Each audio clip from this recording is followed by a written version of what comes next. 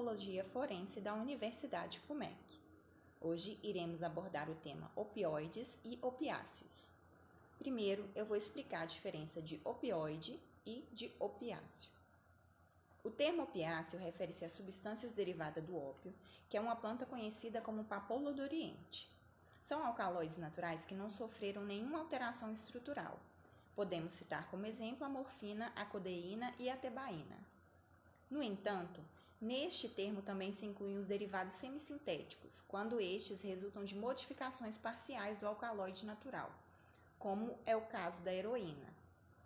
O termo opioide foi proposto por George H. Acheson, professor de farmacologia, para designar todas as substâncias com ação semelhante à da morfina, atuando nos mesmos receptores, independente da sua estrutura química.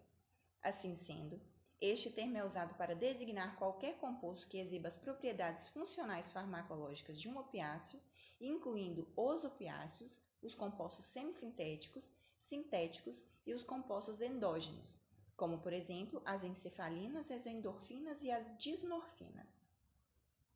Quanto à sua origem, podemos classificar os opioides em naturais, semissintéticos e sintéticos. Os naturais são obtidos através do látex derivado da incisão na cápsula da planta papoula, como a codeína e a morfina. Os opioides semissintéticos, como a oxidocona e a heroína, são obtidos por modificação química de um opiáceo. Os americanos são os maiores usuários no mundo. Consomem 80% do suplemento global de opioides. No Brasil, segundo o levantamento do CEBRID em 2005, 1,3% da população faz o uso na vida de opioides. A incidência de uso de heroína é de 0,09% e de xaropes de codeína, 1,9%.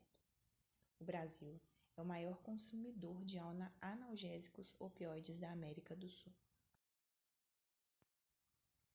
Dividimos os usuários em clínicos, que abusam de analgésicos em situação clínica, sendo que as mulheres entre 18 e 34 anos são as que mais usam.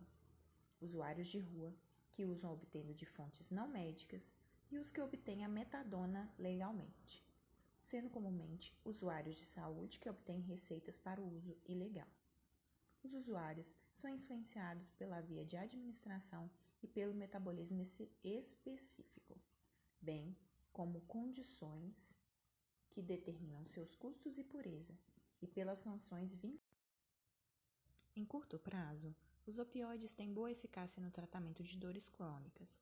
Possuem capacidade de modular a percepção da dor, sendo a morfina o opioide mais utilizado no alívio de dores severas, como dores de infarto do miocárdio, cólicas biliares pós-cirúrgica e dor oncológica, sendo o tratamento de primeira linha para estes casos. Quando os opioides são usados corretamente para fins medicinais, podem ser considerados extremamente seguros e eficazes. Contudo, a sobredosagem pode provocar efeitos tóxicos graves, podendo em longo prazo causar grandes danos, como efeitos respiratórios, cardiovasculares, neurológicos, renais, dermatológicos, entre outros. Devemos dar ênfase às análises forenses. Mas quando elas devem ser feitas?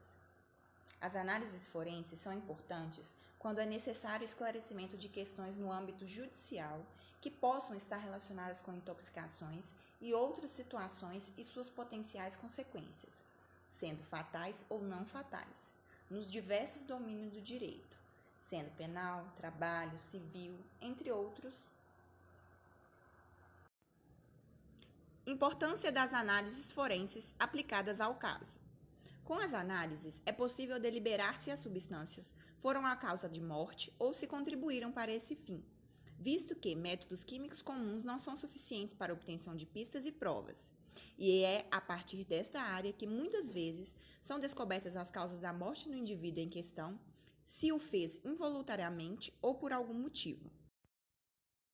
Em relação à escolha da amostra, esta deve ser orientada pelo histórico do caso, disponibilidade e quantidade das amostras, pela estabilidade do analito, pelos parâmetros tóxico-cinéticos, pelo tempo de detecção, pela presença de interferências e pelo estado de putrefação do cadáver, nestes casos pós-mortem.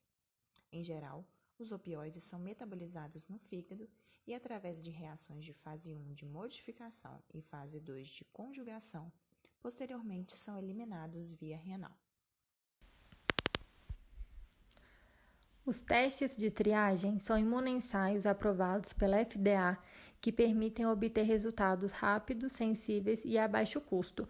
Os peritos são responsáveis pelo recolhimento de amostras, como a urina, que indica se o consumo foi recente, ou o cabelo, que fornece o histórico do consumo da droga.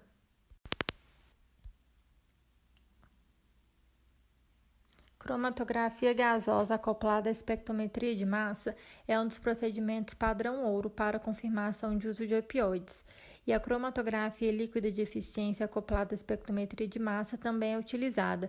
A diferença entre uma e outra depende da matriz biológica.